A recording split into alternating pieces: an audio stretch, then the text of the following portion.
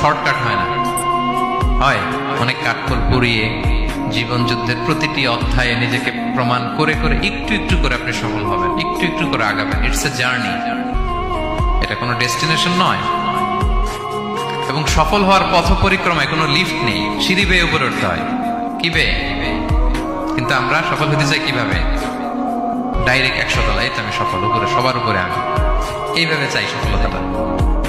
সবার উপরে উঠে যাব, গোল্ড মেডেল গলায় পরাই দিবে, আমরা সাকসেসফুল না।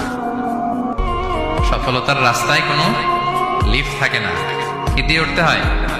সিঁড়ি বেয়ে ঘাম জড়িয়ে উঠতে হয়। দেখেন, শুধু আলোর মুখ দেখার জন্য মায়ের পেটে আমাদের কত সময় লাগছে বলেন তো? জাস্ট একটু লাইট, হ্যাঁ 9 মাস 10 মাস সময় লাগছে শুধু একটু আলো দেখবো আমরা। একটু আলোর মুখ দেখার জন্য আমার লাগছে 9 মাস। আর এখানে আমরা শর্টকাট খুঁজি, খালি কি খুঁজি? সফলতার কোনো শর্টকাট নেই। অল্প এফোর্টে যারা সফল হতে চায় এরা কোনোদিন সফল হয় না। ইউসুফ আলাইহিস সালামের জীবনীটা একটু খেয়াল করেন, একটু একটু করে তিনি সামনের দিকে গিয়েছেন এবং সবশেষে ইজিপ্টের ফিনান্স মিনিস্টার হয়েছেন। এজন্য ধৈর্য ধারণ করতে হবে, নিজের সর্বোচ্চটুকু উজাড় করে দিয়ে আপনার রোলটা আপনি প্লে করবেন, এরপর আল্লাহ তাআলার উপর ভরসা রাখবেন। কিন্তু অনেক চেষ্টার পরেও যদি কাঙ্ক্ষিত সফলতা না পান, হতাশ হওয়ার কিছু নাই। কারণ বিশ্বাসীর সফলতা শুধু দুনিয়াতে না, বিশ্বাসীদের সফলতা আখিরাত পর্যন্ত বিস্তৃত, ওইটা আসল সফলতা।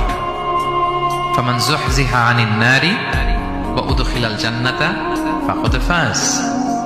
যে জাহান্নাম থেকে মুক্তি পেল, জান্নাতের নিশ্চয়তা পেল, সেই সফল। আমরা যেন সেই সফলতার জন্য অপেক্ষা করি, আমরা যেন দুনিয়া আখিরাত উভয় জাহানে সফল হতে পারি। আল্লাহ তাআলা আমাদের সবাইকে কথাগুলো বোঝার ও আমল করার তৌফিক দান করুন।